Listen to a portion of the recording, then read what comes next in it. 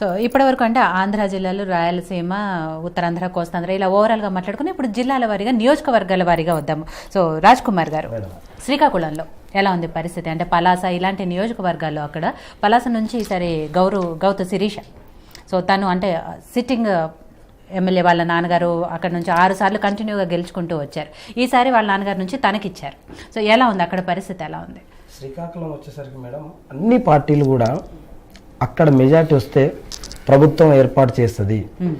East Godavari, west Godavari, Srikakulam, Vizianagaram, Vizag వీటి మీద బాగా కాన్సన్ట్రేట్ చేస్తారు మేడం. ప్రతి లీడర్ మీరు చూడండి, ఇప్పుడు ఈ మధ్యలో మీకు ఏ సమావేశాలు చూసినా, ఏ నాయకులు చూసినా కూడా శ్రీకాకుళం, ఇచ్చాపురం లేకపోతే విజయనగరం, నీకు ఈ జిల్లాల మీద ఉత్తరాంధ్ర మీద ఎందుకు పెడతారంటే మేడం, అక్కడ ఆ సీట్లు కనుక ఎక్కువ గెలుచుకుంటే ప్రభుత్వం ఏర్పాటు చేసే అవకాశాలు ఎక్కువగా ఉంటాయి.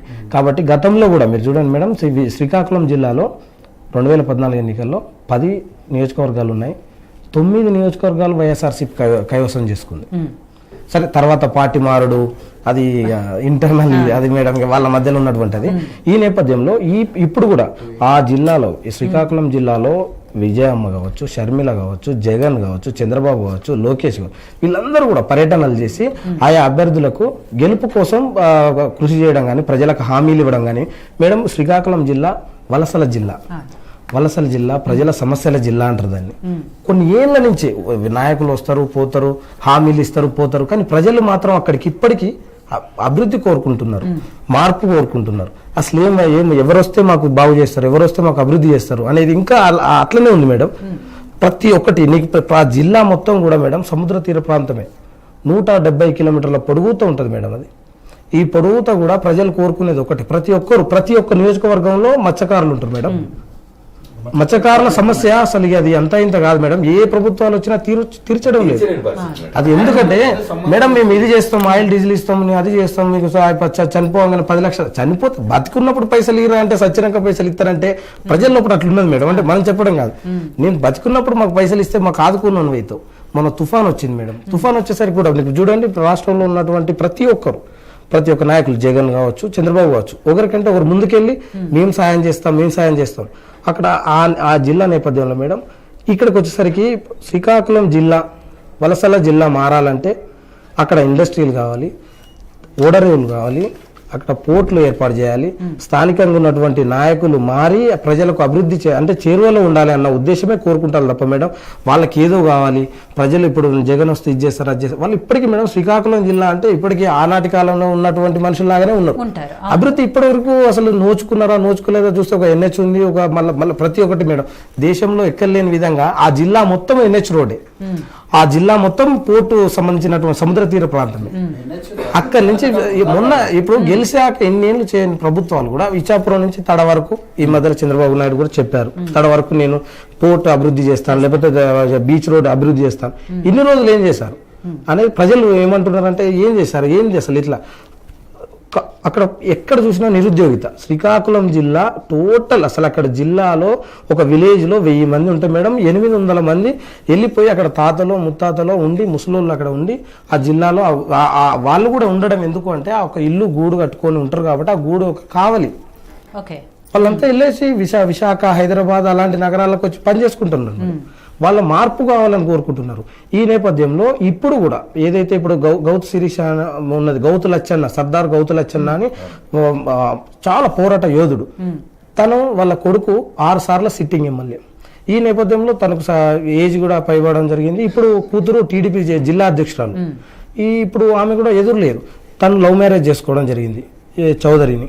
ఈ నేపథ్యంలో వీళ్ళది శెట్టిపల్లి అంటే మన తెలంగాణ గౌడ్స్ అంటారు మేడం. వీళ్ళు ఈ యొక్క సామాజిక వర్గాలన్నీ కూడా కలుపుకోపోయే గుణం మా ఒక యాక్టివ్గా ఉంటుంది. చంద్రబాబు నాయుడు ఏదన్నా నిధులు తేవాలన్నా ఏం తేవాలన్నా ఇట్లా మాట్లాడే శక్తి ఉంది.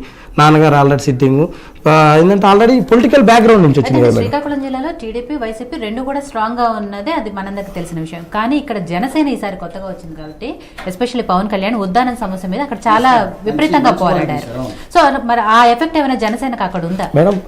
ఇప్పుడు జనసేన నేను అక్కడ ఉన్నప్పుడు అక్కడ మన యోయో టీవీ సర్వే చేస్తున్నప్పుడు మనం అక్కడ ఆల్రెడీ ప్రజల దగ్గరికి వెళ్ళినప్పుడు కూడా పవన్ కళ్యాణ్ పెట్టడం జరిగింది మేడం. కొన్ని సభలు కూడా పెట్టడం జరిగింది. నేను అక్కడ మేము ప్రత్యక్షంగా ఉన్నాం. ప్రజలు రావడం లేదు. తను పెట్టినటువంటి సభ కావచ్చు, రోడ్ షో కావచ్చు, ఇంకే పాతపట్నంలో పెట్టాడు, పలాసలో పెట్టాడు. ఈ రెండింటికి సంబంధించినటువంటి దాంట్లో నేను అక్కడ ప్రత్యక్షంగా ఉన్నా. అక్కడ జనాలు లేరు. అక్కడ నిలబడ్డటువంటి వ్యవస్థ ఏదో రోడ్ షో. ఇప్పుడు మామూలుగా ఇప్పుడు మనం ఉన్నాం ఒక సెంటర్కి వచ్చేసరికి ఎట్లాగా అక్కడ సెంటర్ కాబట్టి అక్కడ 50 మంది ఉంటారు. ఆ 50 మందికి ఇంకో 50 మంది పోవడం అది కాదు కదా మేడం. పార్టీ డెవలప్ కావాలి, పార్టీ కోసం పనిచేయాలి, పార్టీ కోసం వచ్చే కార్యకర్తలు, తరలించేటువంటి నాయకులు లేరు కదా మేడం. నాయకులు ఉండాలి. నాయకులు ఉంటే నాయకులు కార్యకర్తలను తీసుకొస్తారు, కార్యకర్తలు పార్టీ కోసం పనిచేస్తారు. కార్యకర్తలే లేనప్పుడు నాయకులు వచ్చి ఏం చేయలేరు కదా మేడం. అలాంటి వ్యవస్థలో ఇక్కడ పలాస కూడా జనసేన కానీ ఇప్పుడు శ్రీకాకుళం జిల్లాలో శ్రీకాకుళం కావచ్చు, విజయనగరం కావచ్చు, వైజాగ్ కావచ్చు మేడం, ఎక్కడ ప్రభావం ఓట్లు మాత్రమే చీల్చడానికి అవకాశం ఉన్న పార్టీ ఏదైనా ఉన్నదంటే జనసేన పార్టీ అని ఓపెన్ మేడం. అది మీరే మనం రాబోయే ఎన్నికల రిజల్ట్ లో కూడా అదే చూస్తాం. నీకు మళ్ళా ఇంకా మీకు ధర్మాన ప్రసాదరావు మాజీ మంత్రి వర్యులు ఉంటారు శ్రీకాకుళంలో. అతి కీలకమైన వ్యక్తి. ఏంటంటే వైఎస్ఆర్సీపీకి బలం ఆయనే. మొత్తం కూడా అక్కడ ఎన్ని సీట్లు తీసుకురావాలన్నా ఆయన సొంత. ఇప్పుడు జగన్ దగ్గర హామీ ఇచ్చినటువంటి వ్యక్తి, నేను 10లో 9 తీసుకొస్తా, 7 తీసుకొస్తా, ప్రతిదీ నేను తీసుకొస్తా అని హామీ ఇచ్చి తనకు సంబంధించినటువంటి తన సొంత గౌత్ కృష్ణ, మన ధర్మన కృష్ణదాస్ కూడా వాళ్ళ తమ్మునికి నర్సన్నపేట టికెట్ ఇవ్వడం జరిగింది. తన అనుచరులకు ఇచ్చుకున్నాడు. తన అనుచరులకు ఇచ్చుకొని మంచి వాళ్ళకు ప్రజలకు దగ్గర ఉండే వాళ్ళని ఇచ్చుకొని గెలిపించుకునే ప్రయత్నం చేస్తా ఉన్నారు. అక్కడ మాత్రం మేడం అన్ని పార్టీలకు పోటీ ఉన్నా కూడా శ్రీకాకుళం జిల్లాలో ఏదైతే మత్స్యకారులు కావచ్చు, మత్స్యకారులు ఎక్కువగా ఉంటారు. అక్కడ మత్స్యకారులు ఉంటారు కాబట్టి అక్కడ దానికి సంబంధించినటువంటి ఆ మత్స్యకారులకు సంబంధించినటువంటి ఆ మత్స్యకారులు ఎవరి వైపు మొగ్గు చూపితే వాళ్ళ విజయం సాధిస్తారు. కాబట్టి ఇప్పుడు అందులో మేడం శ్రీకాకుళం జిల్లా ఏ వాన వచ్చినా వాళ్ళే దడతారు, ఏ తుఫాన్ వచ్చినా వాళ్ళే ఇబ్బంది పడతారు, ఏది వచ్చినా సముద్రం అలలు వచ్చినా వాళ్ళే చనిపోతారు. ఈ మీకు అన్ని జిల్లాల కంటే జిల్లా మొత్తం ఒక అంత పెద్ద సముద్ర రేవు ఉన్నటువంటి ఆ జిల్లాలో ప్రజలు అత్యధికంగా శాతం అభివృద్ధి నోచుకునే జిల్లా ఏదైనా ఉందంటే శ్రీకాకుళం. అది మనం అది చిన్నప్పటి నుంచి చదువుతున్నాం మేడం. ఇప్పటి వరకు ఇన్ని ప్రభుత్వాలు వచ్చినాయి, మారలే. ప్రజల దగ్గరికి వెళ్ళినప్పుడు అదే అంటున్నారు, మాకు ఎవరు వచ్చినా ఇంతవరకు అభివృద్ధి చేయడం లేదు, మాకు అసలు మేము ప్రజల్లాగా మమ్మల్ని చూడలేము ఎందుకు. మీరు వాళ్ళ వేషధారణ కావచ్చు, వాళ్ళ చూడండి మేడం ఇప్పటికి మారలే. గోండులు మనం యాక్చువల్లీ ఇటు చూసుకున్నట్టయితే అది గోండుల నుంచి వచ్చేటువంటి లాగా అనిపిస్తుంది మేడం. వాళ్ళ కనీసం ఒక మొత్తం ఏజెన్సీ కదా మేడం. మీకు ఇచ్చాపురం చూసుకున్నట్టయితే ఇచ్చాపురం మీకు ఏది మేడం భువనేశ్వర్ చాలా దగ్గర మేడం. బరంపూరు ఇక్కడ మీకు ఇచ్చాపురం ప్రజలు మేడం, ఒరిస్సా ప్రజలు ఇప్పుడు ఇచ్చాపురం ప్రజలు శ్రీకాకుళం రారు మేడం. 25 కిలోమీటర్ల దూరం ఉన్నటువంటి బరంపూర్ వెళ్తారు షాపింగ్ కానీ ఇంకేదైనా కావచ్చు. అది మొత్తం కూడా ఆ ప్రాంతం యొక్క అటవీ మొత్తం అక్కడ ఉన్న పోలీసులు కానీ అక్కడ ఉన్న వ్యవస్థ ప్రజలకు కూడా అందుబాటులో ఉన్న భువనేశ్వర్ పోలీసులకు సంబంధించినట్టే వాళ్ళు ఒరిస్సా వాళ్ళు అక్కడ ఎక్కువ మంది ఉంటారు, జీవిస్తారు. ఆడ మనకు అశోక్ అని నిలబడ్డాడు మేడం. ఆల్రెడీ తను 2014లో వైఎస్ఆర్సీపీ టీడీపీ నుంచి ఇప్పుడు సిట్టింగ్ ఎమ్మెల్యే మేడం. 2014లో ఇప్పుడు కూడా టీడీపీ నుంచి నిలబెడుతున్నాం. కొంచెం యువకుడు ప్రజలకు అందుబాటులో ఉండి అభివృద్ధి కార్యక్రమాలు చేసి ప్రతి విలేజ్ కి రోడ్లు వేయడం, ప్రతి విలేజ్ కి చేయడం, ప్రజల పలాసకు వచ్చేస్తాం మేడం. పలాసకు వచ్చేసరికి గౌతు శిరీష అక్కడ ఎన్నడూ ఏ పార్టీలు ఇయని హామీలు వైఎస్ఆర్ పార్టీ ఒకటి ఇచ్చింది. ఒక మత్స్యకారునికి ఈ రోజు సీట్ ఇవ్వడం జరిగింది. అప్పలరాజు అని ఒక డాక్టర్ గారికి ఇచ్చింది మేడం. ఆయన మత్స్యకార్మికుడు, అంటే మత్స్యకారుల యొక్క సమస్యలు తెలవాలి, వాళ్ళ సమస్యలు ఏ పార్టీలు ఇవ్వలేదు, హామీలు ఇచ్చినాయి మేడం. సీట్లు ఇస్తున్నాయి మా అని ఇప్పుడు వైఎస్ఆర్సీపీ పార్టీ ఒక మత్స్యకారునికి ఇచ్చి పార్టీ కూడా తీసుకెళ్తుంది. ఎందుకంటే మేము మత్స్యకారులకు ఇచ్చినటువంటి పార్టీ మాది, మత్స్యకారుల కోసం అభివృద్ధి చేసే పార్టీ. మేము వస్తే మత్స్యకారులకు ఇది చేస్తామని ఒక మేనిఫెస్టోలో కూడా వాళ్ళకు ఏమేమి చేయాలి, ప్రజలకు ఉన్నటువంటి స్థానిక సమస్యలు కావచ్చు, రాష్ట్ర వ్యాప్తంగా ఉన్నటువంటి సమస్యలు కావచ్చు, అన్నిటి నేపథ్యంలో జగన్ కొన్ని మేనిఫెస్టోలో నవరత్నాలలో చేర్చడం జరిగింది.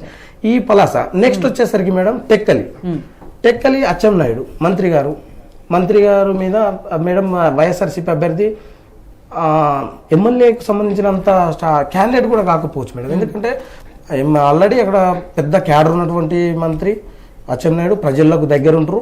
ప్రతి ఫోన్ ఎత్తి నేనే మంత్రి అని అన్నట్టు మాట్లాడతారు. ప్రజలకు చాలా అందుబాటులో ఉంటారు మేడం. ఎక్కడికి వెళ్ళినా కూడా ప్రజలు ఏం కావాలి, సమస్య ఏంటిది ఏం కావాలో అది అక్కడికే క్లోజ్. అట్లా ప్రజలకు దగ్గర ఉండడం వల్ల అక్కడ వైఎస్ఆర్సీపీ కొంచెం డౌన్ ఉంది. నెక్స్ట్ వచ్చేసి మేడం నర్సన్నపేట కృష్ణదాస్, ధర్మన ప్రసాదరావు తమ్ముడు కూడా మేడం అక్కడ ఉన్నటువంటి టీడీపీ ఎమ్మెల్యే ఉంటారు. టీడీపీ ఎమ్మెల్యే సిట్టింగ్ ఎమ్మెల్యే ప్రతి అభివృద్ధి ప్రజలు కోరుకుంటారు మేడం. అభివృద్ధి కావాలి అని అంటే ఇంకో మార్పు వస్తే కూడా ఇంకా అభివృద్ధి జరుగుతుందేమో అని కూడా ప్రజలు అనుకుంటున్నారు. ఓకే. ఒకవైపే ప్రజలు చూస్తున్నారు, ఒకవైపే వస్తున్నారు అనేది కాకుండా ప్రజలు మార్పు రావాలి. రెడ్డి గారు చేశారు కదా, ఈయన కూడా చేస్తాడు. మాట 3,000 రూపాయలు ఇస్తారు కావచ్చు. మీరు చూడండి మేడం, అటు వలసల జిల్లా కాబట్టి పెన్షన్ కోసం కూడా ఆశపడేటోళ్ళు చాలా మంది ఉన్నారు. చాలా మంది ఇప్పటికీ ముసలిళ్ళు 60 మంది 50 మంది ఇట్లా చూసుకున్నట్టయితే ఎంతమంది దగ్గరికి వెళ్ళినా మేడం 3,000 ఇస్తాడట కదా జగన్ వస్తే. ఇది చాలా దగ్గరికి వెళ్తుంది మేడం. ప్రజలకు ఏంటంటే అక్కడ ఉన్నటువంటి వాళ్ళు ఏంటంటే కాయ కష్టం చేసుకొని బతికేటోళ్ళు, ఏది ఎటువంటి అక్కడ జీవనోపాధి ఉండదు కదా మేడం. జీవనోపాధి వ్యవసాయ సంబంధించినటువంటి పనులు తక్కువ, ఆడ పనులు లేకనే వేరే జిల్లాలకు వెళ్ళిపోతారు. ఈ నేపథ్యంలో ప్రజలు కూడా ఇలాంటి అభివృద్ధిని కోరుకోవడం జరిగింది. నెక్స్ట్ వచ్చేసరికి ఇచ్చెర్ల మేడం. ఇచ్చెర్లకు వచ్చేసరికి అక్కడ మంత్రి మేడం కళా వెంకట్రావు గారు. కళా వెంకట్రావు గారు పెద్ద మనిషి, అవకాశం ఇచ్చినాం 2014 ఎన్నికల్లో. నేను ఇప్పుడు అభివృద్ధి కాదు కదా, ప్రజలను దగ్గర కూడా రానియలేదట. ప్రజల దగ్గర రానియకపోయేసరికి ఈ రోజు ఆయన మీద నిలబడ్డటువంటి వైఎస్ఆర్సీపీ నేత మద్దతుగా టీడీపీ వాళ్ళందరూ కూడా మొత్తం వచ్చి కూడా వైఎస్ఆర్సీపీ అభ్యర్థి వైపు నిలుస్తూ ఉన్నారు. ఆడ ఇచ్చారులో 100% మా కళా వెంకట్రావు అనేది ఓడిపోవడం అది ఖాయం మేడం. నేను ఎందుకంటే ప్రతి ప్రజల దగ్గరికి వెళ్ళి తెలుసుకొని మేడం అసలు ఏంటి ప్రజలకు.